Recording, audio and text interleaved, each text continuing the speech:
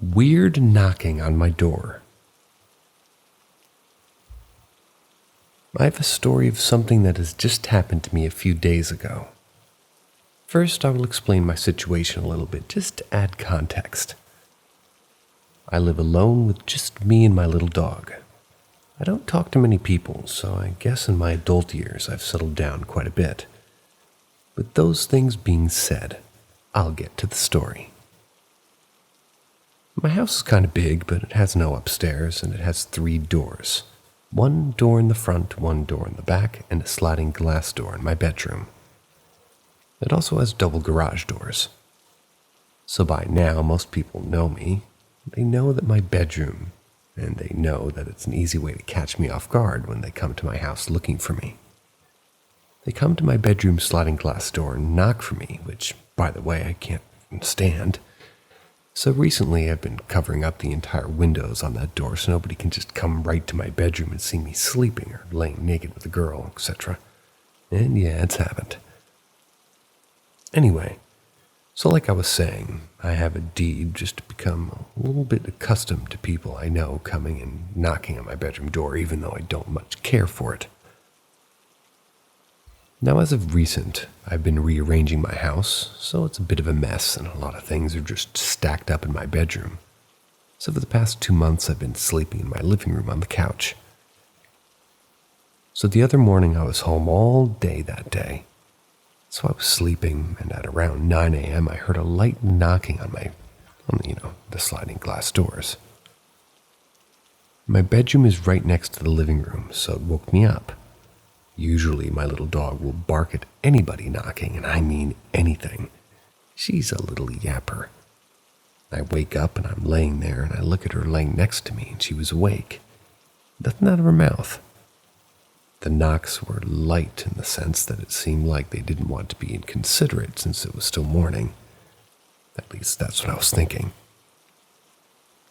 So I'm thinking, okay, the dog just must not have heard it. Then, as I was thinking that, more knocking, but this time a bit louder as another attempt to get attention of whoever's inside. Still nothing from my dog, which is so strange. Like I said, she barks at the wind guys. So now I'm thinking, okay, not expecting anybody, and I know it's not the cops because they knock loud. So I get up, sneak into my kitchen to look outside by my bedroom. There's a little concrete patio out there. Well, no one's there, so I go over toward my back door. I look out into the driveway. Once again, nobody there, no cars, no nothing. There was nobody. I texted everybody I talked to, which is, only about 5 people. They all said that they weren't here. They all just didn't say anything when I told them what happened, like I was crazy. I know it wasn't the mailman because my mail doesn't come until around noon and both of my neighbors have been at work. And I have since asked them that, and it wasn't them either. Shit. Like, this really messes with my head because I know what I heard, and I know what my bedroom glass door sounds like when it's being knocked on. I've seen weird things before, at least here at this house, but never something like this. Could it have been a bird? Let me know what you guys think. Talented bird.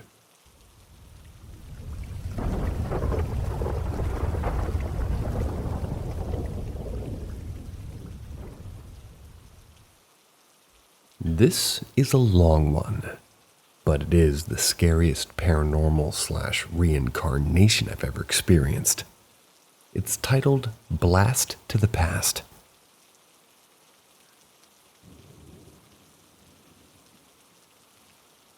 In 2019, me and my now husband were enjoying a cold beer in our rented flat one night. We were daydreaming of the future and scrolling through Rightmove. We were looking at properties out of our price range, wondering what it would be like to live in and own one of these homes. This is kind of something we often did, sending each other properties that both of us knew we wouldn't be able to afford. I would often make the comment of, "That's it, that's the one." My husband would respond with, "Ah, yes, I'll take 2 for that price." Well, this night was like no other. We scoured the web for properties all across the UK with no intention of actually pursuing this dream due to our current financial circumstances. "You're going to love this one," my husband said.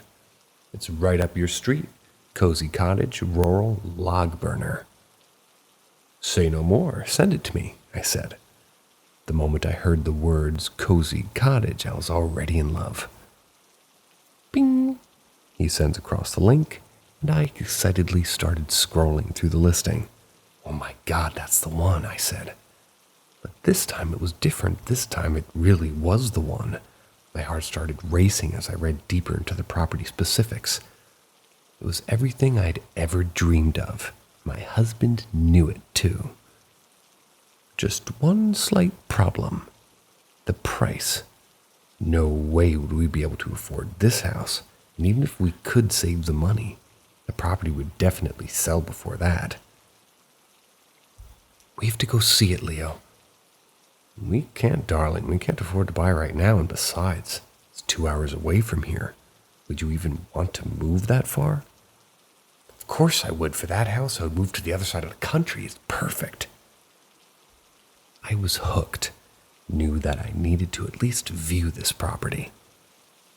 A feeling I'd never had before, and we hadn't ever considered actually viewing any of the previous properties that we'd had quote-unquote fallen in love with before. "Sorry, love. One day we will have our dream home," Leo said.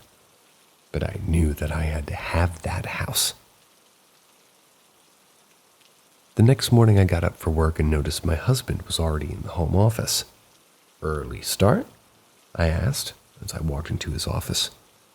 I noticed the house listing open on his computer screen. "I can't stop thinking about that house," he said. "I'm going to call the estate agents today and maybe book a viewing. Don't get your hopes up, though. I just don't see how we can afford it, but there's no harm in looking, right?" I was like a kid in a candy shop. I was so excited to actually view a property, and the fact that it was my dream home, my hopes couldn't be any higher. Leo spoke with the estate agents, booked a viewing for the following Saturday. 5 days I had to wait to view the house. Every day I was certain that we would get a call saying the house had been sold or that they were taking no more viewings. But Saturday came around, and it was finally time to make the 2-hour journey. The car ride felt like a lifetime. We spoke about our future, the house, and the finances. We both knew we wouldn't be able to afford to do this, but we jumped in with this rose-tinted glass anyway. There it is. I pointed at the for sale sign propped up outside the cottage.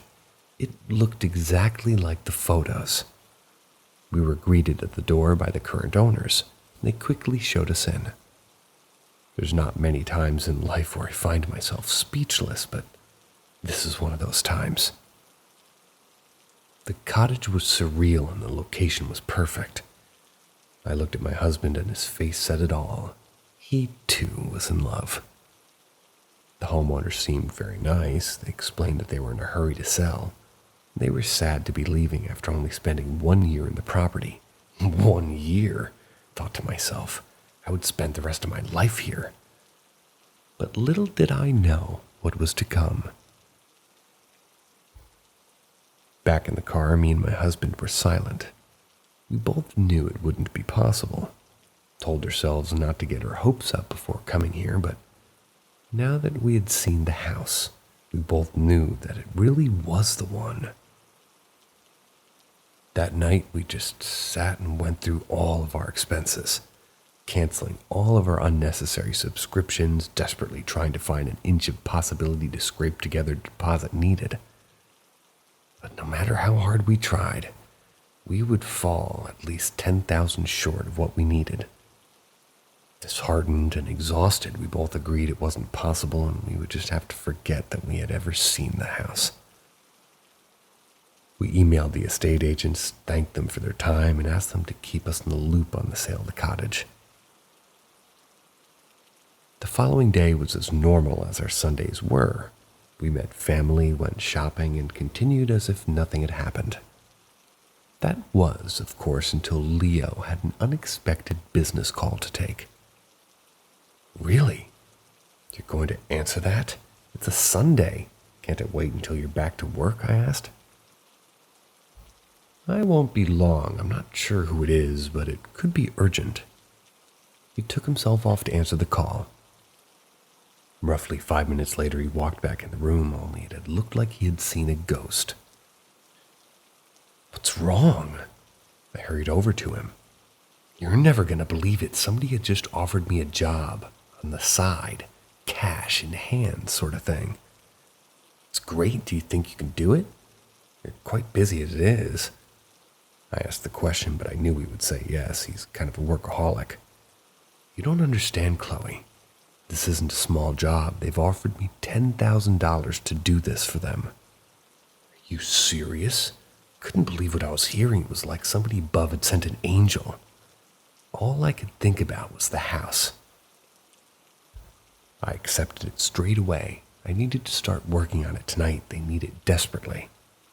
That's fantastic. 10,000. It's exactly enough for the house deposit. He finished my sentence off. We were both slightly weirded out by the coincidence, but have always lived by the motto, if it's meant to be, it will be. The following morning, we rang the estate agents first thing and placed our offer on the house.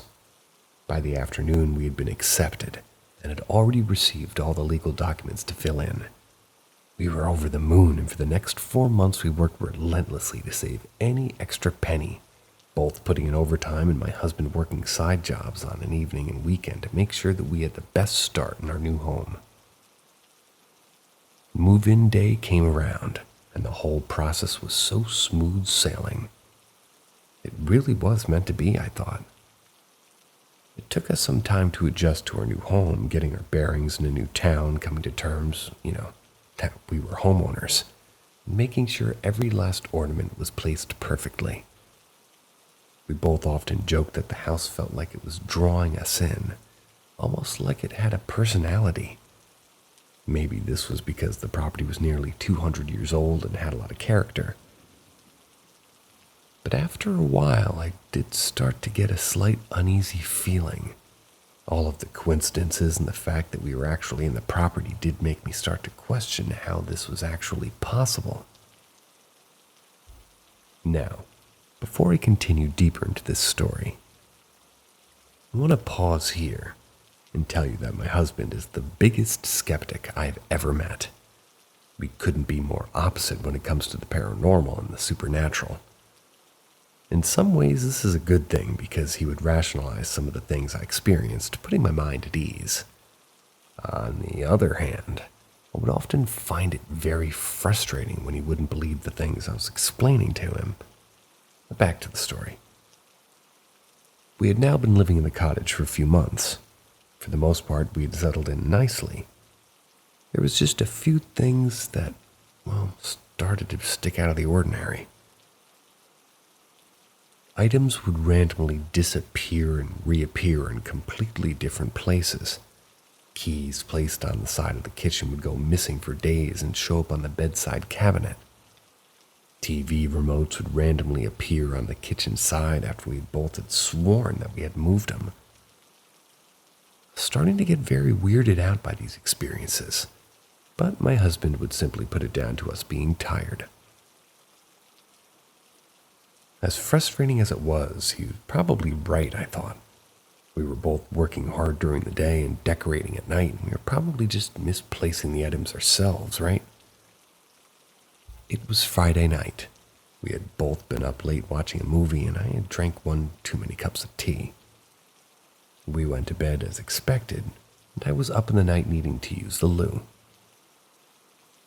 The route to the bathroom from the master bedroom was as follows.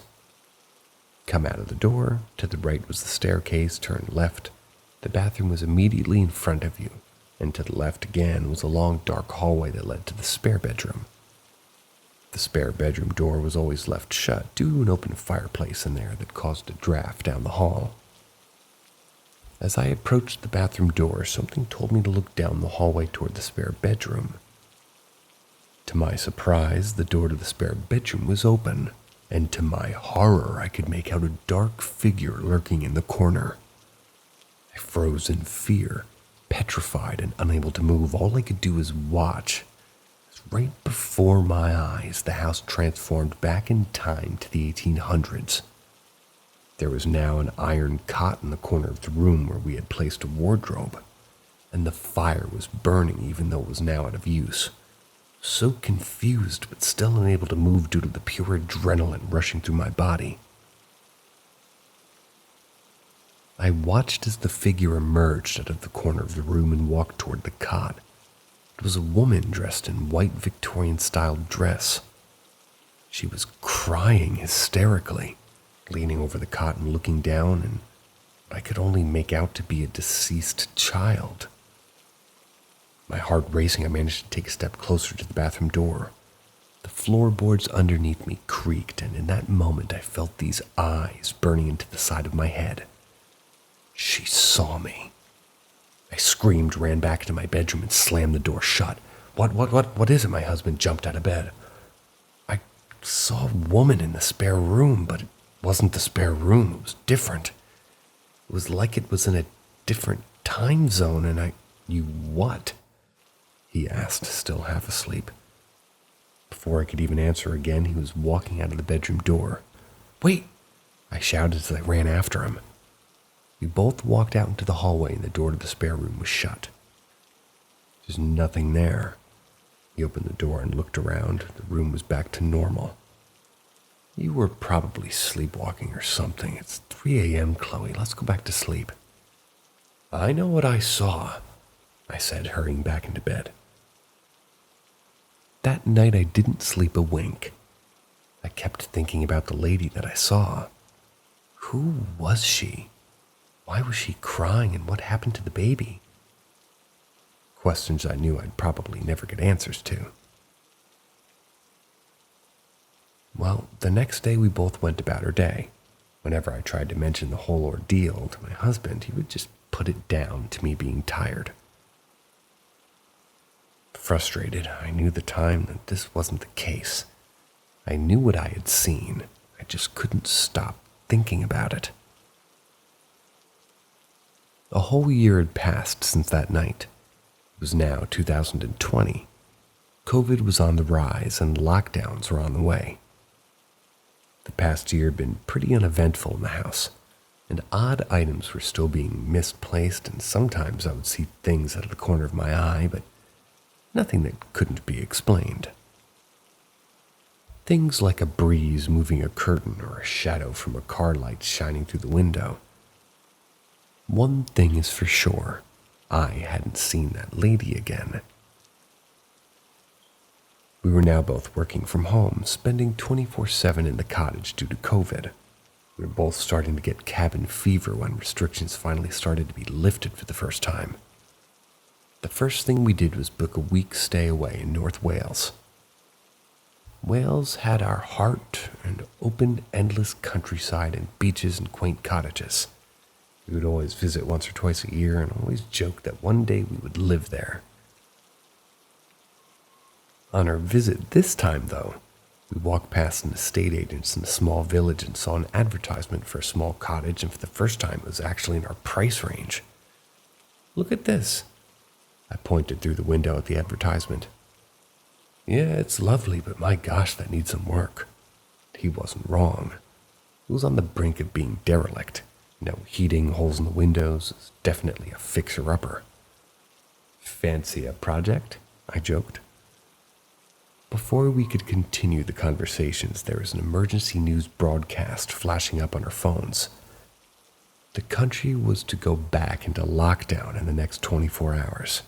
We had to rush back to the holiday let and pack up our belongings and head back home.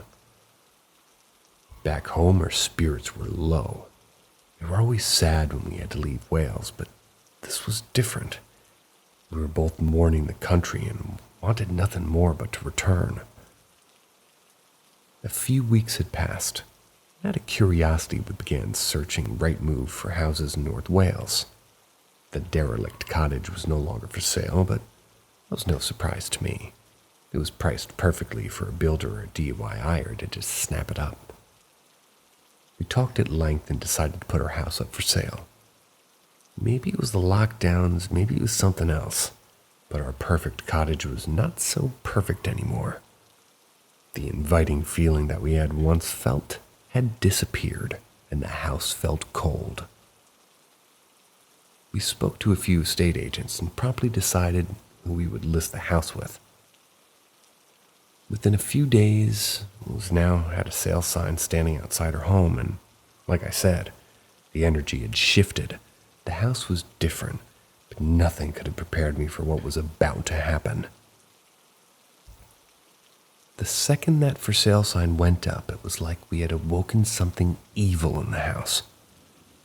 That same night we listed the house, me and Leo had been celebrating with a cold beer. Cheers to whatever the future brings, we said. We had a late one and headed off to bed. I remember feeling uneasy, almost as if I was being watched that night, but put it down to maybe having one too many. Tossing and turning, I struggled to sleep. My husband, on the other hand, was flat out and snoring next to me. I was just about to nod off when something inside me told me to open my eyes. There she was. The woman I'd seen over a year ago in the spare room was now standing over our bed. The unmistakable outline of her Victorian dress and her mousy blonde hair in an updo. She was staring at my husband sleeping. I closed my eyes, thinking that when I reopened them, she would disappear. I slowly opened my eyes, but she was still there, only now she had her hand out, slowly approaching my husband, heading straight for his throat. I screamed and watched as she contorted her hand toward me, grinning as she was still leaning toward my husband, hands stretched out ready to strangle him. I dived under the covers once again, jolting my husband awake. "Are you okay?" he shouted. I was sobbing, inconsolable, unable to find any words to explain to him what had just happened. "Chloe, what's wrong? You're starting to worry me now." He sat up, giving me a cuddle, and calmed me down before I could talk. "I saw her." "Saw who?" he asked, understandably confused. "The woman. The same woman I saw in the spare room last year, but this time she was trying to kill you." Usually he would just have some witty excuse as to what I had seen, but this time he could tell I was dead serious. I was a wreck. He had never seen me like this before, and somewhere in the back of his mind he could tell that what I was saying was true. I didn't sleep much for the next week, and Leo could see how the house was draining my energy. We pushed on to find a new property as quickly as possible, accepted every house viewing for our cottage. It only took 1 week for us to find a buyer for our house. They put in an offer just above our asking price. We were ecstatic, accepting their offer right away. As usual, that night we just toasted to selling our house. We were stood in the kitchen on FaceTime to family sharing the good news. "I just need to use the loo," I said, running upstairs. Leo was still in the kitchen on FaceTime to his mother. I was washing up in the bathroom when I had an uneasy feeling come over me. Once again, I felt watched. I felt as though someone or something was standing outside of the bathroom door waiting for me to come out. Shaking off the fear, I slowly opened the bathroom door. Standing in the doorway of our master bedroom was the woman. She was partially blocking my only exit to the top of the staircase. I once again froze as she turned to look at me. Her face twisted and her eyes turned black. She began to hysterically scream in my face. Dark tears ran down her angry expression on her face. She started to move closer to me. I ran like hell for the stairs, closing my eyes and screaming myself as I ran past her down the stairs and into the kitchen. "She's here! She's at the top of the stairs!" I cried as I ran to Leo. His mom's still on the other end of the phone. It's okay, you're safe now." Leo once again tried to comfort me, but as before, I was too distraught. We slept in the living room that night and went together on toilet shifts. Whatever or whoever she was, I could tell that she was angry at us. Maybe it was because we were selling the house, I don't know, but something in that house had changed. Over the next few months, we were dealing with solicitors and estate agents on a weekly basis. Nothing about this house sale was smooth sailing. We still couldn't find a house to move to ourselves. Our spirits started to dampen when we lost our first buyer and we had to relist the house for sale. We had decided that if we don't sell again in a fortnight, if we hadn't found a house ourselves, then we would have to take the house off the market. One evening, we were scrolling through the internet for houses as always. I spotted the house that had started all of this. The derelict cottage in North Wales had been relisted, but this time for even cheaper than before. I showed my husband and we agreed to book a viewing. The following weekend, we drove 3.5 hours out to Wales to see the property. We had never been to this area before, and we knew nothing about it. For all we know, it could be cheap because of the area. Well, nevertheless, we still went. Upon arrival, we noticed just how rural this house was. There were no neighbors, no main roads, no streetlights. Just this tiny cottage standing amongst fields and fields of farmland. Area can't be that bad if there's no one here, Leo joked. What a view, though. I pointed toward the end of the garden, and that view was like something out of a painting. It was in that moment that I knew that it didn't matter what the house looked like on the inside. That view was worth millions to me. We looked around the property and quickly realized it needed a lot of work, and maybe more than we were capable of. For some crazy reason, we both loved the house. We thanked the estate agent for showing us around and asked if there had been much interest. Yes, we've had 5 more viewings today and lots more over the weekend. We hurried into the car and knew if we wanted it, we'd just have to move fast. I don't know what it is about that house, but I feel safe in there, I said to Leo as I was buckling my seatbelt up. Yeah, I know what you mean. What do you think about all the work it needs, though? He asked. It's a lot of work, but that view is amazing. It'll definitely be worth it just for that. We drove 1 mile up the road, pulled over, and rang the estate agents immediately. Unbeknownst to me and my husband, he had decided to put in a lowball offer, explaining to the estate agents that the property needs a lot of TLC and it wouldn't be possible at the price listed. Thought he was crazy as the sellers had already listed the property for $40,000. $40,000 less than what they had done in the first time around. We waited eagerly for a call back from the estate agent, worried that the sellers would be offended by our offer and wouldn't want to negotiate with us. To my surprise, they accepted the offer. Not only did they accept our offer, they canceled all of the viewings that were booked to take place for that afternoon too. We raced home so excitedly, but also a little shocked at what we had just done. We were not DIY professionals, and this was a big move, even further away from friends and families, and, well, upon arriving home, we received a phone call from our estate agents. We received an offer on our house, once again above asking price. This time it was a first-time buyer who wanted to move quickly as the house that we had just purchased was empty and the chain was short. We accepted straight away and began to prepare for the paperwork.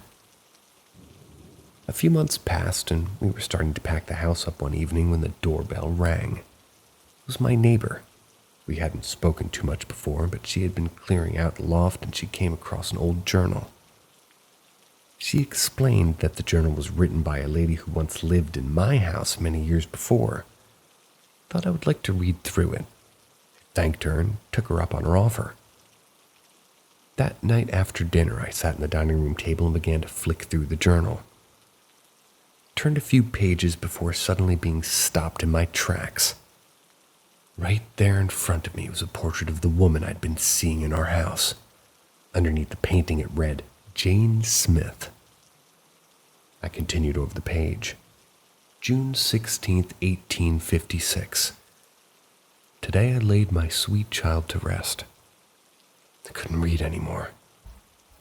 "Leo, get in here," I shouted at him through the living room doors. My husband, too, couldn't believe his eyes. Everything I'd told him about this woman was now written in this diary that had been handed to me by my neighbor. I spent the rest of the night delving deeper into her history to find out if she married a nobleman and went on to be some kind of, famous person in the Victorian era. Because of this, she was pretty easy to find on Google, and a few universities in the area had done some studies on her life.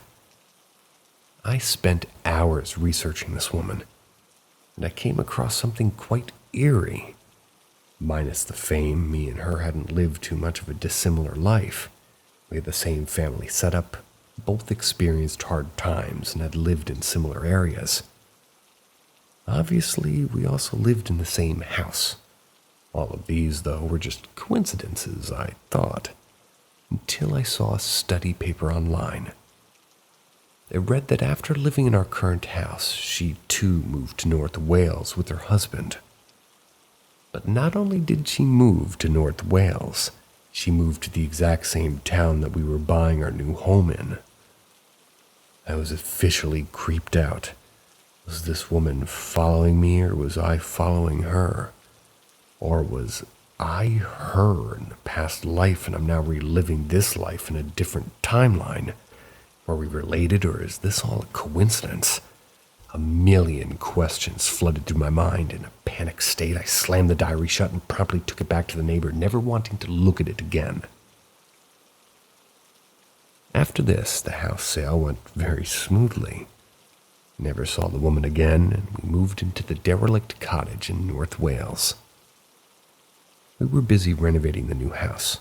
I didn't know much about the history of the house and suspected it to be around 300 years old. I did some digging and found out that the house was used in the World War as a safe house to house children from Liverpool. And that is exactly what this house is, a safe house. We've now lived here for 3 years and felt nothing but safe. We've transformed this house into a home, and even though the no neighbors middle of the nowhere situation could seem a bit creepy at times, the second our doors are locked, we feel so safe and protected by this home. That was until about a fortnight ago. Me and my husband went for a short walk to a cemetery down the road from here. Admiring the old headstones. We were reading out the names of the people who laid to rest there. And then we saw it. Jane Smith, died 1868, followed by the name of our current house.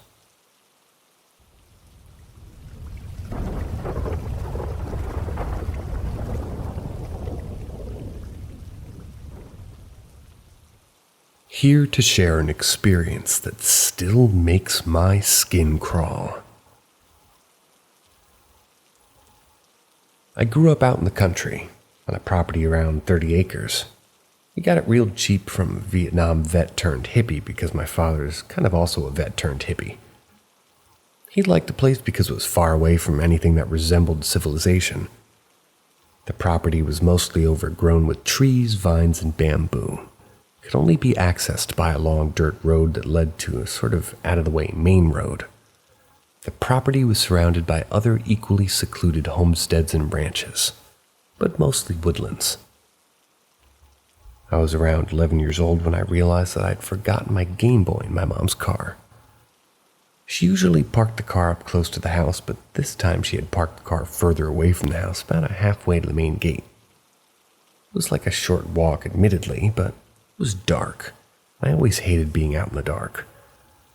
So I walked carefully, telling myself not to be afraid. About halfway to the car, I get a feeling of warmth up on my neck to the right. I tense up and freeze, petrified. I then hear a woman screaming directly into my ear, so close that I can feel the warmth blowing into my ear and I feel the hair on my head move. I sprinted to the car and hopped in, panting and looking through the window to see if anything was there. But alas, there was nothing but the lights from the house.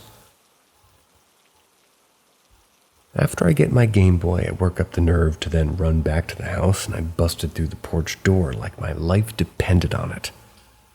At first, I thought that perhaps I was so scared that my mind was playing tricks on me. But then my older brother comes out and asks why I was out screaming in the dark.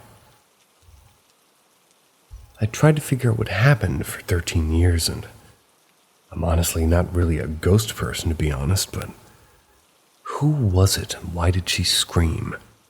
If it was a random woman, why would she do that? What was she doing out in the middle of nowhere screaming in a child's ear, and how did I not see or hear on my way out to the car? I sometimes wish I just had looked to the right and seen for myself who or what did it, but I guess I'll never know.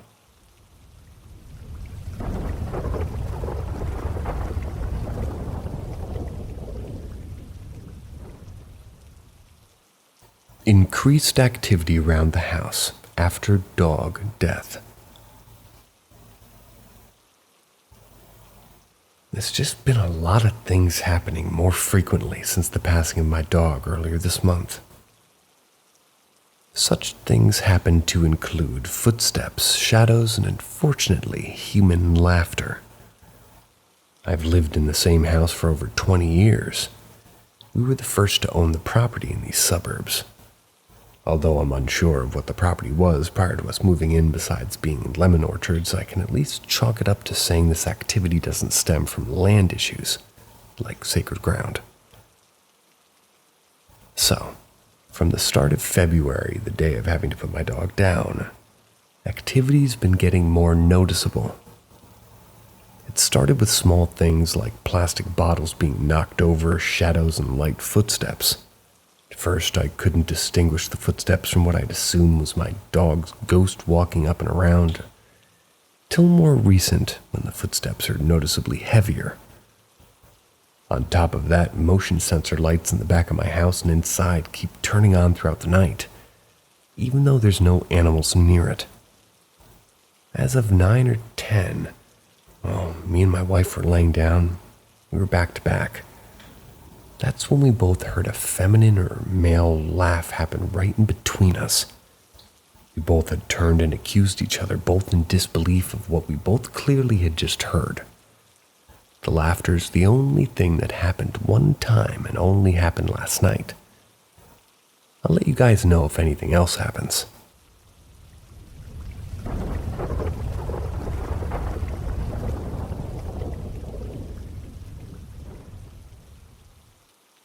Shadow figure at my friend's house.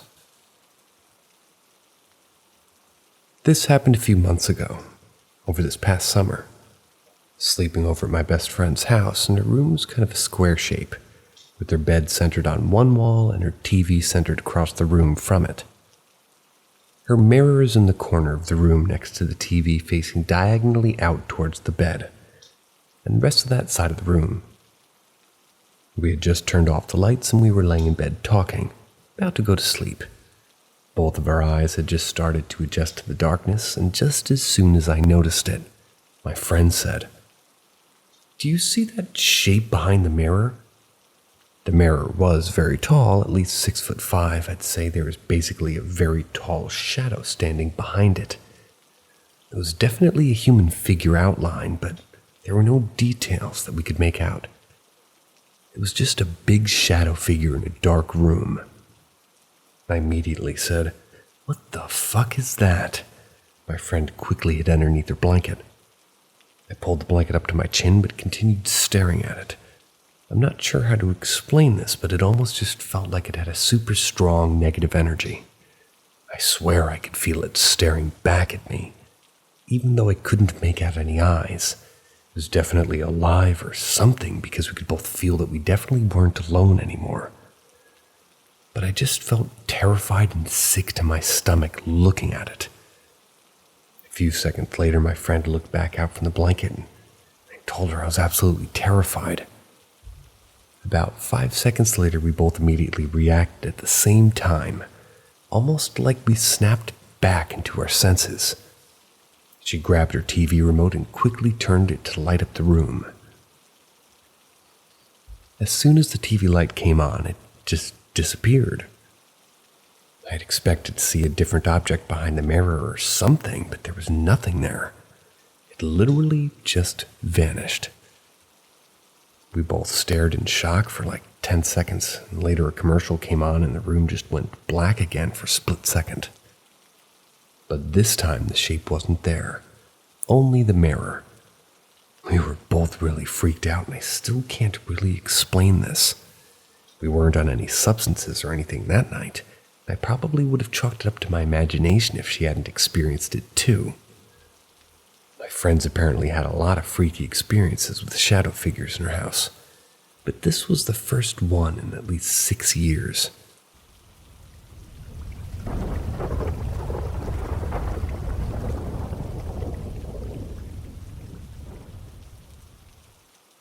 I had these experiences a while ago.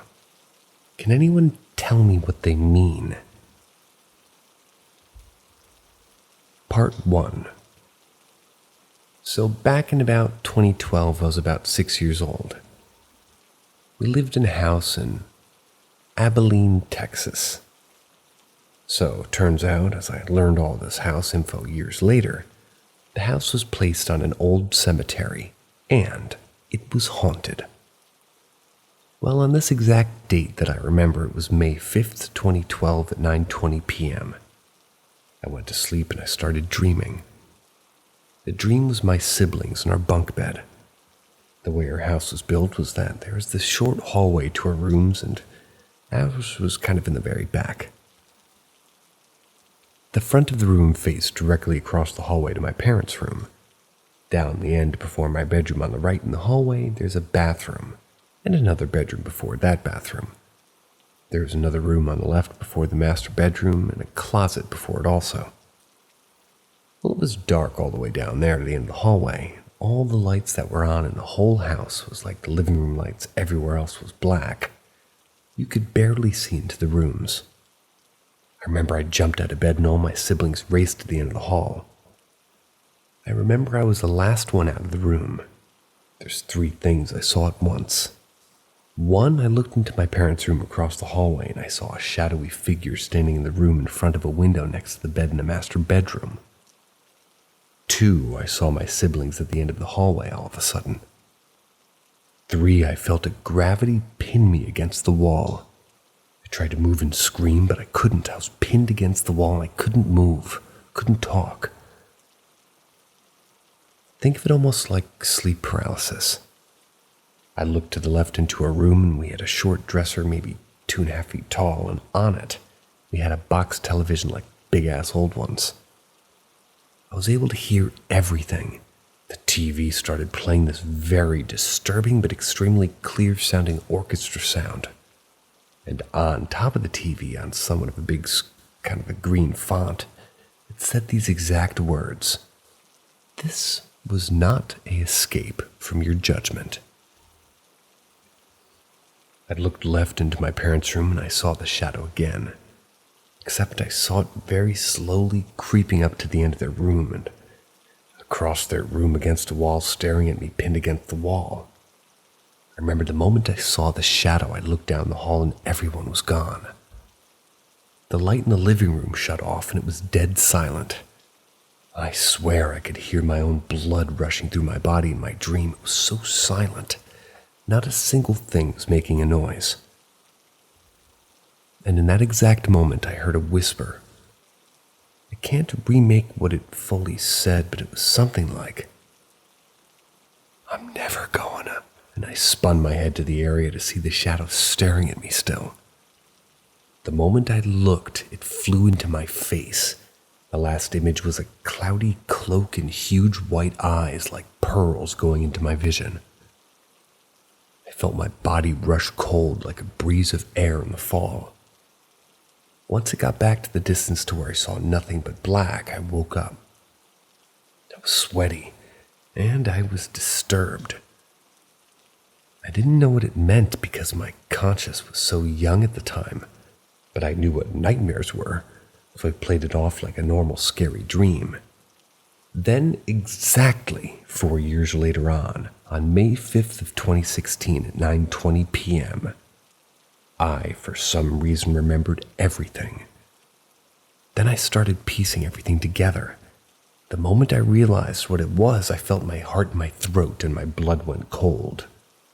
Something so much more than a simple nightmare. It's no coincidence. It was clear, and my entire family in this dream at the same time. I realized that that wasn't a nightmare. It seemed more like something was trying to communicate with me through a dream, or it was something taking over in my sleep. And now, fast forward almost 10 years later, I have no answers to what that dream meant. Part 2. To give even a bit of backstory of what went on in that house, I've seen some things fully conscious too. I was with my family in the living room. We were watching Paranormal Activity, and the way our TV was set up it was like in an entertainment center about 2 feet tall, and there was a window behind it. The TV was far enough over to the left where the window had a small opening where you could open the curtain about 6 to 9 inches wide. Now, even to add on this day, it was raining. Thunder and lightning was striking every second, like a World War II war zone. I remember all of a sudden looking to the right slightly out of the window because there was a tiny sliver of a window visible just looking outside, and lightning struck down. As soon as it lit up the sky, I saw a silhouette of a man leaning in through the curtains, like it was watching all of us. The moment I saw it, as young and innocent as my mind was at the time, I knew it wasn't human, and my spine tingled throughout my body, and immediately I started sweating. I wasn't sure what to do. I didn't want to freak anybody out, so I decided not to say anything. It stuck in my mind for a few weeks after that. After a few months, I kind of forgot about it. Fast forward 9 years later, I was with my oldest brother. He's the oldest one out of 4, including myself. We were talking about this house like one day, and, well, I was in his room hanging out with him one summer night.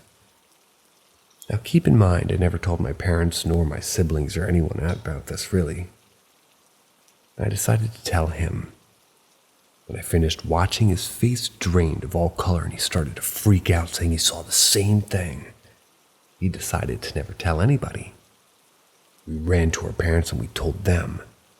When I tell you their facial expressions went to the most scared I'd ever seen them ever in their lives, I am not exaggerating. I don't mean to make him sound like a Greek god or anything, but my dad isn't the type to really be intimidated or scared. But when he is scared of someone or something, I know he's scared. Now, what they saw wasn't what me and my brother saw. They said after the movie, well, after it was said and done, we went to our room to go mess around in there. Now, they were in the living room together and they went to go to the theater room to watch a movie by themselves. When they got up and walked to the theater, they saw a boy about 4.5 feet tall with a red shirt and blue shorts. They stared at it for a few moments. As they went to go see who it was, it jumped into our room. Our parents raced into the room and asked if we were okay. We were fine, and, well, I actually remembered them running in, and I was super confused, but never got an actual answer as to why they did that until that day. To anyone who may be curious, we've left that house over a decade ago. Yet to this day, in a few houses we've moved to, there have been times where some things would happen, but it's never to this degree that we experienced in this house in Abilene. There would be stuff making weird noises or random noises that you'd hear outside of windows at night, or even things being open even after you swore you closed them moments before you left it the last time. Usually I play it off easily because the homes we lived in were a bit older. I figured maybe it's just an old home being an old home, you know? I have never, nor my family, have seen a priest or used a Ouija board to find out who these phenomena were that messed with us, and we strictly refused to find one or the other.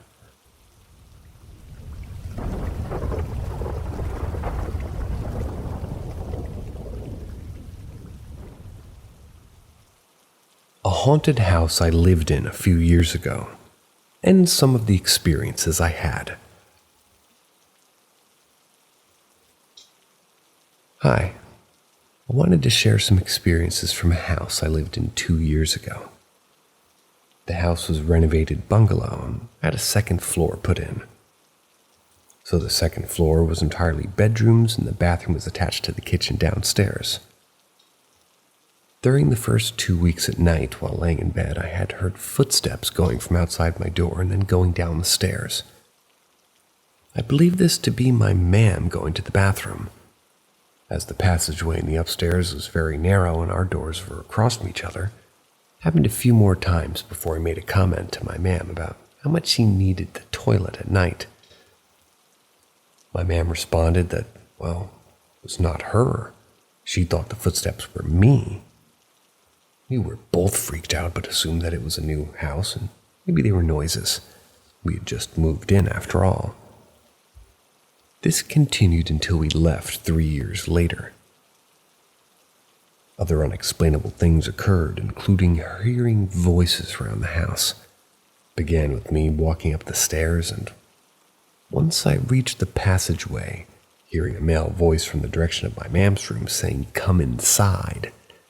I didn't register what I'd heard until I was standing in my room. I then turned and opened the door to my ma'am's room, and there was only her inside asleep.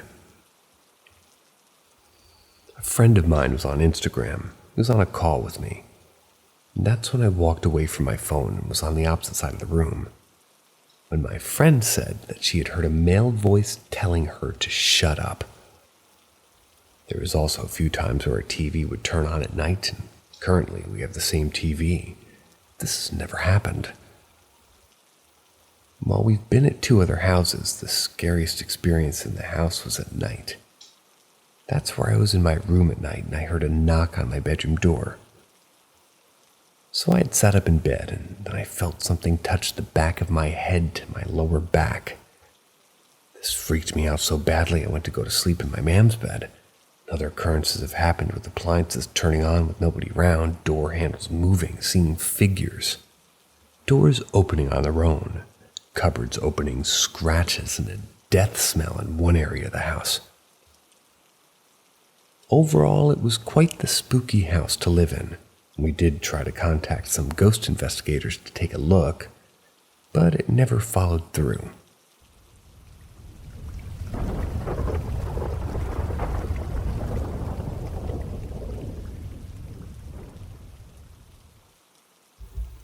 I played even in cemetery and still got no answer.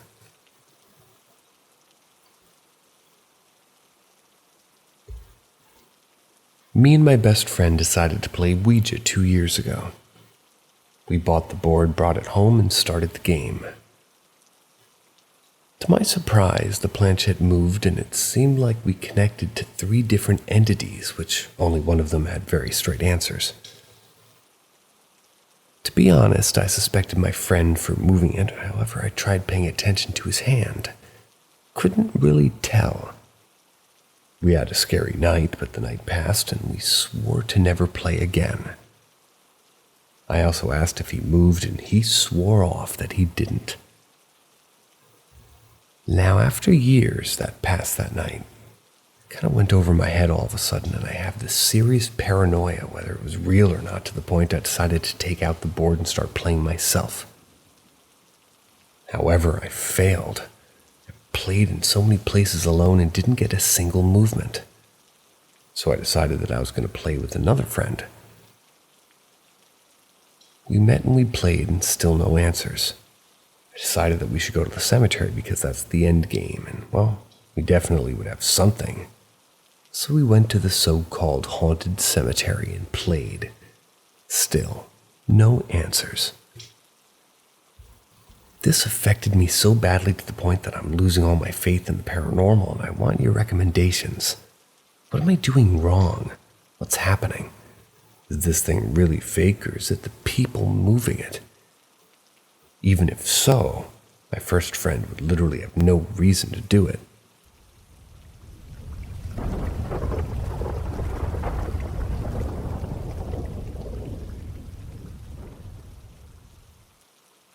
I'm trying to find some type of logical explanation. It's around 1:40 a.m. in the morning. I'm sitting at my computer in the room of the dining room, in the corner. Near me, there's a food and water bowl and my cat Bella drinking.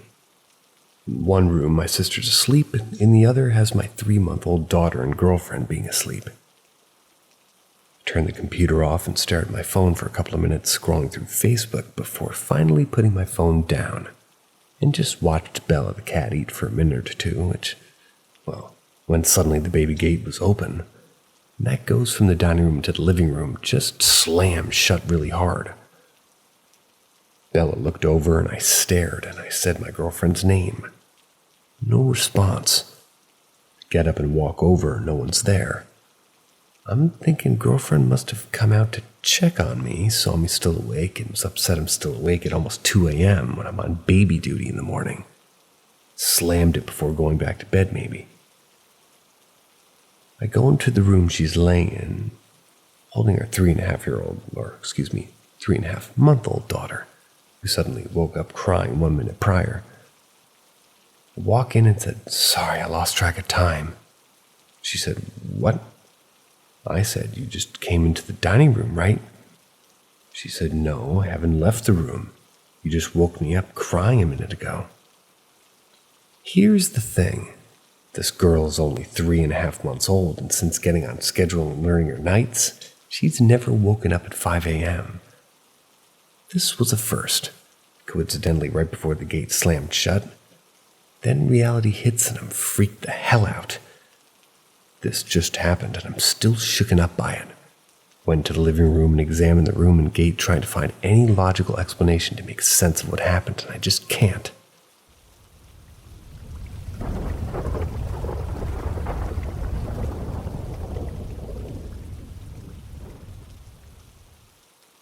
Paranormal Ouija Encounter. Story 1. Haunted Garage. I move in with my sister and her ex into a little renovated garage unit made into a living room and a kitchen area. It's like a 1-bed and bath. It's in Berea, Kentucky, or Berea. She told me it was haunted because she would hear footsteps and noises coming from the living room when no one was home but her. From the get-go, that place felt off. Everyone always got the heavy feeling of being watched. Everywhere else but the bedroom, including the bathroom. And one say I told you, Henry, that we didn't like when we even, stared at us, especially in the shower. Not to be a perv, they only used the bedroom in the facilities when necessary, as there was no furniture in the living room. The neighbor gave me a couple wooden chairs. I brought them over to my house. My sister didn't want them there, but I just still sat them there against the wall and went about my day. Well, the next time I went into the living room, one of the chairs had been moved to the middle of the floor underneath the ceiling fan. I asked if anybody moved it, and she mouthed off, "I don't even want them here. Why would I fool with them?" So I just placed them back against the wall, and the next time I went in there, it had happened again. We had heard rumors about a man hanging himself in there, and I suppose that just sums it up. Also, one night my sister had her friend Matilda over, and we were all sitting in bed in a triangle. Her friend and I are at the foot of the bed, and we're just talking when I saw a quarter-sized black orb float from the front of the wall up over the top blinds and then disappear. The blinds were closed, and it was nighttime, so it wasn't a headlight or anything like that. I stopped talking and I just said, "I saw something." Matilda said she did too and elaborated exactly what I saw. We also had had bad dreams there. Story number 2. The Soaring Pan. I was spending the night with my friend Raspberry at her brother Michael's house. Their other brother Spalding, her boyfriend Barney, and 2 cats were also there. It was around 11 p.m. when she broke out from her glow-in-the-dark Ouija board with the light-up planchette. We all head upstairs to the closet, including the cats. Leaving no one or nothing to debunk our experience, we were all very serious about playing it. And we wouldn't have goofed off, so we sit down, light a few candles, and begin asking if there's anybody there who'd like to speak to us. We get a yes, and all look at each other. We plan on asking random questions, and I remember the last question being, "Are you in this house?" "No." It reads then immediately after that we hear a bang downstairs. We do a half-assed goodbye by pushing ourselves and burst out of the closet and down the stairs. We find that the pan we had used to make biscuits earlier, and obviously, left out on top of the stove, it had been completely thrown across the room. It was thrown into the living room, and safe to say, our adrenaline was pumping for a while that night. It was incredible. Story 3. Non-human. Later that night, it was just Michael and I playing another round of the Ouija board, and we asked the spirit, "Are you human?" It said no. And then they're scratching on the closet door and then banging and scratching as if something was trying to get in. And like I said, we were all very serious about it. We wouldn't have messed around. Besides, somebody always freezes up at some point, and when they do a prank like that, well, no one ever did. We left the closet to find rather deep claw marks on it, and that was the last time we played.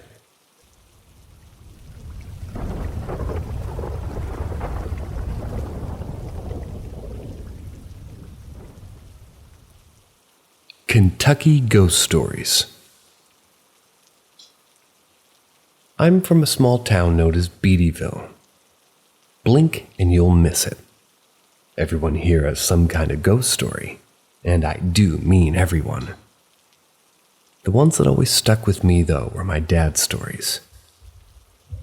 He was always out in the backwoods. My family lives pretty much in the middle of nowhere, so the woods was pretty much their only entertainment. There's a place known as the Old Grade. It's a notorious ghost sighting spot for my family now. Back then it was just a haunted spot for them, and, well, that's where they encountered the white thing. No one has a clue what it is, and it's just this white creature with a big kind of black eye and about the size of a grown man's fist. My dad's first encounter was whenever he was about 16. Him and his younger brother went out hunting in the Old Grade. They had been walking for a couple of hours, and dusk had taken over the woods. They seen something walking on 4 legs and had a snout and looked like an uncle or a fox or a coyote from a distance. He started calling it to bring it closer. That's when it stood up. It stood up on its 2 legs and just stared. My dad threw a gun on it and hid behind a tree. I don't really have a visual to describe why this was weird, but just imagine something that's 4 feet wide hiding behind a 2-foot wide tree. It makes absolutely no sense. And that chittering noise it was making is indescribable. It gives my dad chills talking about it to this day. He started backing out of the woods and stayed in the light and wouldn't get any closer if they were in the light. They made it home and tried to sort of brush it off, but my dad and uncle know that they'd seen something. You could just read the dread and fear all over them when they talk about it. It's always been the one that stuck with them. I don't go in haunted woods or anything else like that anymore. But I do feel like whatever is haunting those woods just don't want us there, and I'm quite happy to oblige.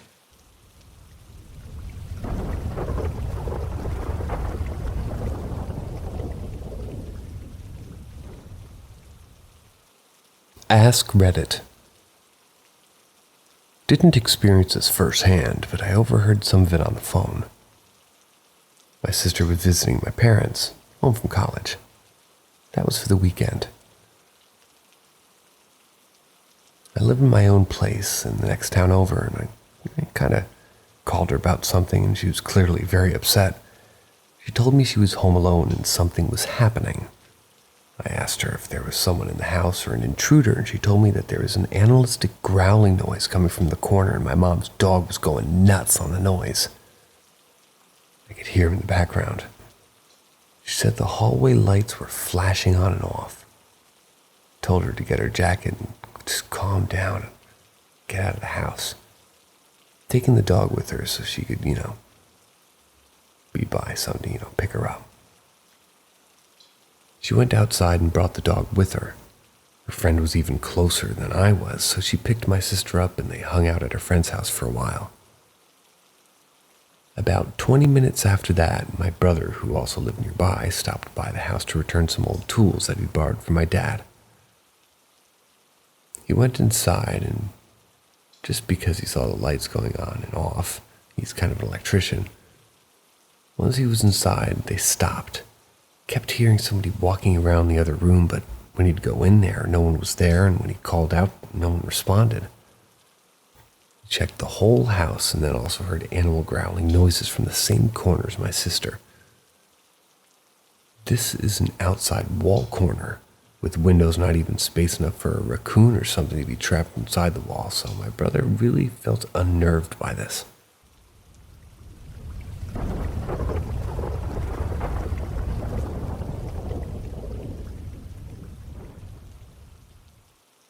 Ask Reddit. My family moved into a new house when I was 11. The previous owners were a family and the mom died of cancer.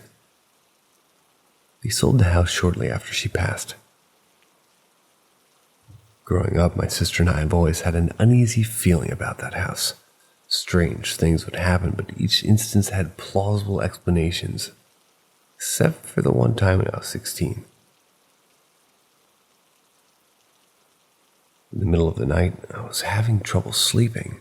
While I was lying there in my bed, the door to my room opened on its own. I could hear footsteps come into my room, and I couldn't see anyone, but I felt like somebody else was in my room.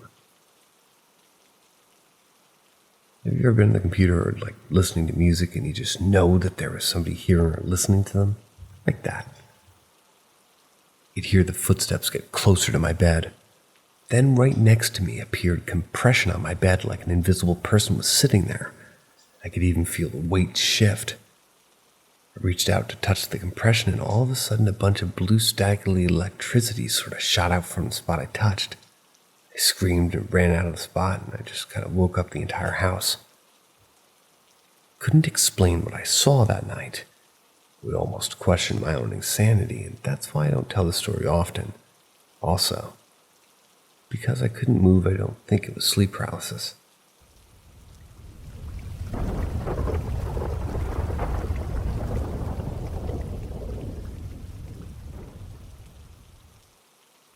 Ask Reddit. Okay, so almost a year ago, a very close friend died. Pretty much my uncle. It really took everybody by surprise, and he constantly rode his bike and ate very healthy meals. Made sure to squeeze in some extra exercise before work in his hideouts, and a few days after the funeral, I went up to his parents and just kind of dreamt with them for 2 days or 2 weeks or so. I had a dream about my teeth falling out, which in my culture means that somebody's going to die. My mom went on to tell me about a family picture that she had taken. She deleted it as soon as she saw it because of how much it freaked her out. There was a completely different face on top of hers, like she was telling me. She got very pale. And finally, one of the weirdest, most chilling part of all of this is my dad's dream. My dad and my uncle were very close. They were friends in and just sort of built by them for them. A few days before it happened, my dad had a dream and he was walking backwards towards this black vehicle parked outside the house with my mom. He said he was like somewhat of a zombie. A woman couldn't really see her face, but could tell by the shape that she was waiting for them. That's when my dad snapped out of it and grabbed my mom's hand and ran back to the house, but before he left, he realized my uncle was sitting inside the vehicle. He woke up in a panic, and he then continued to have dreams with that same woman lingering outside the house until my uncle passed, and until I pass out. See you later.